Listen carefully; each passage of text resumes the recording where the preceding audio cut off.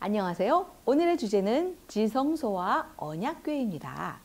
성막 모형을 한번 보겠습니다. 성막은 이렇게 약 400평의 성막들에서 정문을 들어가면 제일 먼저 보이는 것이 번제단이고요. 번제단에서 번제를 드리고 물두멍에서 손과 발을 씻고 그 다음에 들어가는 것이 바로 이곳 성소입니다. 성소에는 왼편에는 순금등대, 오른편에는 떡상, 그리고 가운데에는 이렇게 향단이 있고요. 그리고 이 성소를 지나서 이 휘장을 거쳐서 들어가면 바로 가장 귀하고 거룩한 장소인 지성소가 드디어 나옵니다. 이 지성소란요, 히브리어로 코데시 하카다심이라고 합니다. 코데시가 거룩, 그리고 카다심은 거룩하다의 복수예요. 그러니까 거룩한 것, 그리고 그 거룩한 것들, 거룩한 것들 중에 거룩한 곳, 성소 중에 성소. 그러니까 가장 거룩한 장소를 지성소라고 하는데요. 성막 가장 안쪽, 그러니까 정문에서 가장 먼 곳에 이 지성소가 위치해 있었던 겁니다. 이 지성소는요, 1년에 단 하루만 개방을 하고요. 대제사장이 홀로 들어가서 속죄를 하게 되는데요. 이 지성소 안에는 무엇이 들어있을까요? 네, 딱 한 가지 언약궤만 들어 있습니다. 그러면 언약궤가 도대체 무엇이길래 이 지성소 안에 있을까? 오늘 한번 언약궤를 한번 살펴보겠습니다. 언약궤의 다른 이름은요, 보통 그 법궤, 언약궤, 증거궤, 나무궤, 여호와의 하나님 권능의 궤, 주의 궤, 이렇게 궤라는 이름을 많이 쓰는데요. 법궤라는 거는 하나님의 법을 새긴 돌판이다 그래서 가장 많이 그 아론이라고 합니다. 궤 401번을 쓰였고요. 그 다음에 언약궤 아론 베리트, 그래서 하나님과 백성들이 언약을 했다 그래서 언약궤. 또 증거궤는 증거를 통해서 주신 돌판이다 그래서 증거궤. 이렇게 언약궤를 다른 이름으로 부릅니다. 그런데 여기 지금 계속 아론 나오지요. 예, 이 아론의 원뜻은요, 이 세 가지 뜻이 있습니다. 첫 번째가 관이라는 뜻이 있고, 두 번째는 상자, 세 번째는 궤짝이라는 뜻입니다. 그러면 이렇게 지성소의 가장 존귀한 곳에 무슨 관이 들어가라고 생각할지 모르지만요. 성경 창세기 50장 26절에는요 분명히 나와 있습니다. 요셉이 120세의 죽음에 그들이 그의 몸에 향재료를 넣고 애굽에서 입관하였더라. 이 입관이 아론입니다. 그리고 그다음에 두 번째는요, 돈궤, 그 성전 수리용으로 가운데 구멍을 뚫어서 사람들에게 헌금하도록 한 이 돈 상자가 바로 또 아론입니다. 세 번째가 바로 언약궤인데요. 이 두 돌판과 만나가 든 항아리, 그리고 아론의 이 쌍난 지팡이가 들어있는 언약궤, 이것이 다 궤가 이 아론이라는 말이 쓰인 겁니다. 여기서 한 가지, 우리 아론 하면 모세의 형을 떠올리지요. 그런데요, 정확하게는요, 성경의 히브리어로는 아론, 모세의 형은 아하론이고 이 언약궤는 그냥 아론입니다. 그래서 이제 언약궤는 어떻게 구성이 되어 있을까요? 네, 언약궤는 하나지만 세 가지로 구성이 되어 있습니다. 맨 밑에 이 궤짝인 언약궤, 그리고 중간에 요 가운데를 속죄소라고 합니다. 여기 속죄소 뚜껑. 언약궤 뚜껑이 속죄소고요. 그 다음에 속죄소하고 딱 붙어서 만들어진 이 두 천사를 그룹이라 그래서 이렇게 세 가지로 구성이 되어 있네요. 출애굽기 25장에는 부살렐에게 언약궤를 이렇게 만들어라 라고 자세히 설명이 나와 있습니다. 읽어보겠습니다. 그들은 조각목으로 궤를 짜되 길이는 2규빗 반, 너비는 1규빗 반, 높이는 1규빗 반이 되게 하고, 그러니까 가로 세로는 75cm, 그리고 높이, 가로하고 높이가 75고요. 넓이가 150cm 정도, 한 이 정도, 높이가 한 이 정도 되는 그런 나무 상자입니다. 이것이 바로 궤. 괴짝이라는 거예요. 그런데 이 괴짝을 너는 순금으로 그것을 싸되 그 안팎을 싸고 위쪽 가장자리로 돌아가며 금태를 두르고 조각목 보잘것없는 그 나무를 가지고 이렇게 만들어서 금을 앞뒤로 다 싸라는 겁니다. 그리고 금고리 넷을 부어 만들어 그 네 발에 달되 이쪽에 두 고리 저쪽에 두 고리를 달며 그러니까 이 네 발에 고리를 이렇게 매는 고리가 다 이렇게 고리를 달아서 이 채를 꿰는데요. 이 떡상이나 분향단의 고리는요, 이 위쪽에 있고요. 언약궤만 이렇게 아래쪽에 있습니다. 왜 그랬냐? 저도 모르죠. 네. 하여튼 모양이 다릅니다. 그래서 이 그 언약궤 그림 중에 이 그 꿰는 이 고리를 위쪽에 그린 그림이 많이 있어요. 잘못된 겁니다. 발 쪽에, 발 쪽에 이렇게 그려야 되는 겁니다. 조각목으로 채를 만들어 금으로 싸고 그 채를 궤 양쪽 고리에 꿰어서 궤를 매게 하며 채를 궤의 고리에 꿰는 대로 두고 빼내지 말지며 반드시 궤는 어떻게 해야 된다? 매어라. 이 채를 왜 깼겠습니까? 이 채를 가지고 영차하고 제사장이 메고 다니라는 겁니다. 왜? 이것은 지극히 거룩한, 그냥 거룩이 아니라 지극히 거룩한 하나님의 성물이기 때문에 만질 수가 없는 겁니다. 그래서 이 채를 대신 만져라라고 채를 만들어 둔 겁니다.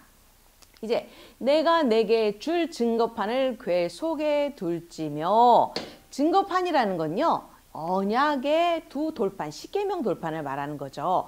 이 십계명 두 돌판을 이렇게 언약궤 안에 두는데 두 가지 의미가 있습니다. 바로 이 돌판이 지극히 거룩한 것이기 때문에 왜요? 하나님이 친히 친수로 글을 쓰셨기 때문에 지극히 거룩하죠. 또 두 번째 뜻이 있습니다. 이 돌판을 이 안에 넣는다는 거는요. 왜 요셉이 그 들어간 관, 그것이 아론이라 그랬죠. 관의 역할도 한다는 겁니다. 요셉의 미라 넣은 관처럼 율법을 여기다가 넣어서 봉함해 버린다는 뜻도 숨어 있는 겁니다. 순금으로 속죄소를 만들되 길이는 2규빗 너비는 1규빗 되게 하고 이제 속죄소를 만든다고 지금 나와 있는데요. 여태까지는 아래 궤짝을 만들었습니다. 궤짝을 상자를 만들었으면 덮개가 있어야죠. 뚜껑이 있어야죠. 바로 속죄소는 그 뚜껑을 말하는 겁니다. 그래서 속죄소를 히브리어로 카포레트라고 그러는데요. 이것은 카파르에서 파생한 명사로서 이 카포레트는 뭐 덮개 뚜껑이지만 이 카파르는 덮다, 가리다, 용서하다라는 뜻이 있습니다. 그러니까 이 뚜껑의 의미 속에 용서가 있는 거예요. 덮어주고 가려주고 용서한다는 원 의미 자체가 뚜껑에 있는 겁니다. 그래서 이 카포레트는요. 언약의 뚜껑에만 성경 전체에서 언약의 뚜껑에만 사용하는 단어고요. 그래서 이 죄를 속하는 장소, 속죄소, 죄를 속하는 장소, 모든 죄를 덮어주는 장소. 그래서 너무너무 귀한 은혜의 장소다. 그래서 시은소, 시은좌라고도 부르는 겁니다. 시, 베풀시, 은혜은, 자리자. 은혜를 베푸는 자리, 은혜를 베푸는 장소. 속죄소를 너무 은혜스러워서 너무 감사해서 시은소라고 불렀던 겁니다. 이 속죄소는요. 죄의 용서를 상징하고 예수 그리스도를 예표하기도 합니다. 언약궤 안에 담긴 율법이 나의 죄를 들춰내고 있습니다. 이 궤짝 안에 십계명이 들어갔죠. 십계명이 뭘 상징합니까? 율법을 상징하죠. 613가지 율법이 우리의 죄를 낱낱이 고자질합니다. 너 어제 도망갔지, 너 어제 오늘 너 훔쳤지, 오늘 늦잠 잤지, 누구 욕했지, 미워했지, 때렸지. 우리 삶 속에 우리 죄가 얼마나 많습니까? 매일매일 들춰내는 역할을 하는 이 돌판, 그것을 덮어서 뚜껑으로 덮어놓은 겁니다. 바로 용서를 상징하는 거죠. 그래서 절대 이 뚜껑은 열려서는 안 되고 이 안을 들여봐서도 안 되는 겁니다. 왜? 죄를 덮었기 때문에. 그런데 안을 들여다본 사람이 있었습니다. 바로 벳세메스 사람이었죠. 이 어리석은 벳세메스 사람들이요. 이 언약궤를 만지면 절대 안 된다는 거를 분명히 알았습니다. 이 블레셋 사람들이 이 언약궤 때문에 너무너무 고통을 당하다가 다시 이스라엘로 돌려보낸 일이 있습니다. 이 사무엘상 6장에 보면요. 이게 이제 이스라엘로 다시 돌아옵니다. 그랬더니 벳세메스 사람들이 할렐루야! 우리 언약궤가 돌아왔다 하면서 여기까지는 참 좋았는데 언약궤를 열어서 그 안을 들여다본 겁니다. 정말 이거는 있을 수 없는 일이죠. 불경죄에다가 이 율법의 이 기능, 죄를 드러내는 기능이 판도라 상자가 열린 것처럼 열려가지고서 그때 벳세메스 사람들 70명이 죽었다는 성경의 기록이 있습니다. 이제 이 맨 위에 그룹이 있습니다. 맨 밑에 상자가 있고 뚜껑이 있고 뚜껑과 이제 하나로 연결된 것을 바로 그룹. 근데 이거는 뚜껑과 그룹이 따로 별개가 아니라 금으로 쳐서 그러니까 하나의 금으로 이 뚜껑과 그룹을 만든 겁니다. 그래서 금으로 그룹 둘을 속죄소 두 끝에 쳐서 만들되 그룹이라는 건요. 원어가 케루빔이고요. 케루브, 천사들, 복수인 겁니다. 천사들의 뜻이고요. 에덴 동산 생명나무 그 쫓겨난 문, 그 문을 지키는 천사가 바로 그룹이죠. 그런데 이 그룹은 그룹 둘이라고도 표현되어 있고요. 또 이 속죄소 위에 있는 천사도 그룹도 두 천사가 서 있지요. 성경에 보면요. 예수님의 부활하셨을 때 무덤에 예수님의 머리 쪽에 예수님의 발 쪽에 천사 둘이 예수님의 이 시신을 지키고 있었다라는 구절도 나옵니다. 그래서 어떤 그 둘을 계속 상징하고 있습니다. 한 그룹은 이 끝에 또 한 그룹은 저 끝에 그 속죄소 두 끝에 속죄소와 한 덩이로 연결할지며 이 속죄소와 이 그룹은 뗄래야 뗄 수 없는 관계라는 겁니다.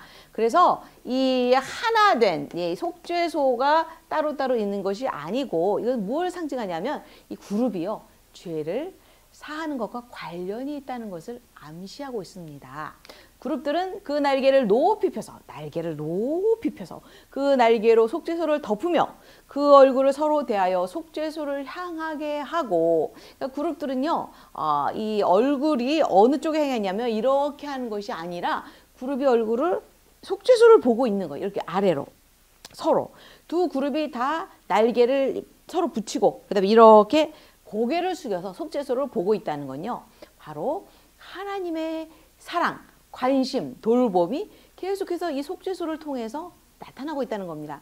이 속죄소에 오기만 해봐. 내가 돌보고 속죄소 오면 모든 죄를 용서해주고 이 속죄소의 기능을 지금 이 두 천사를 통해서 계속해서 진행되고 있다는 것을 의미하고 있는 겁니다. 그래서 이 그룹은요. 성경의 에스겔서에 그리고 요한계시록에 2번 등장합니다. 그래서 뭐 그룹 또는 네 생물로 나오는데요. 사자 같고 독수리 같고 사람 같고 송아지 같고 이 네 생물로도 나오고요. 이 요한계시록을 보면 하나님의 보좌 앞과 보좌 주위에서 영광과 찬송과 경배를 들리고 첫째 인을 뗄 때 네 생물이 오라 하고 둘째 인을 뗄 때 네 생물이 뭐 하고 이렇게 네 생물이 뭔가 이 말세 심판과 연관이 있는 겁니다. 하나님께 영광도 돌리고 하나님 역사를 이루는 바로 역할을 하는 천사가 바로 이 그룹입니다. 그래서 속죄소를 궤 위에 얹고 내가 네게 줄 증거판을 궤 속에 넣어라. 그래서 이 뚜껑을 드디어 덮습니다. 궤 위에 상자 위에 짜자자잔 얹고 그 다음에 증거판을 여기다가 넣었죠. 십계명을 넣었죠. 그래서 이제 덮어서 잠궈버렸습니다. 율법을 덮었습니다. 이제 이 그룹과 그룹 사이 여기 속죄소지요. 이 속죄소 바로 이 속죄소 기능하는 날을 바로 대속죄일이라고 합니다. 1년에 한 번 음력으로 10월 7일 대속죄일이 음력으로 10일인 것 같습니다. 10월 10일. 바로 음력으로 7월 10일 죄송합니다.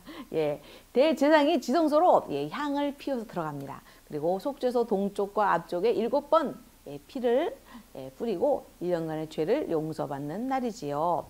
그런데 이 대속죄일은 너무너무 소중하지만 불완전하기 때문에 이 예수님이 십자가에서 대속의 역사를 위해서 돌아가신 완전한 대속죄일이 훗날에 예비되어 있었고 예수님이 돌아가시면서 지성소 휘장이 찢어졌습니다. 그래서 거기서 내가 너와 만나고 속죄소 위 곧 증거의 위에 있는 두 그룹 사이에서 내가 이스라엘 자손을 위하여 내게 명령할 모든 일을 내게 이르리라. 거기서라는 건요. 이 두 그룹 사이, 요 속죄소 위에서 두 그룹 사이에서 하나님의 음성이 들렸다는 겁니다. 모세나 아론이나 대제사장들에게 이 사이에 요 속에서 말씀이 나오는 곳.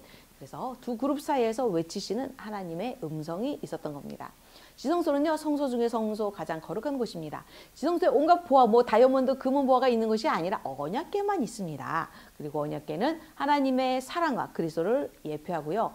속죄소는 율법을 봉함하고 죄를 용서하는 자리입니다. 속죄소의 은혜는 불완전해서 그리스도의 온전한 속죄가 훗날에 이루어졌고요.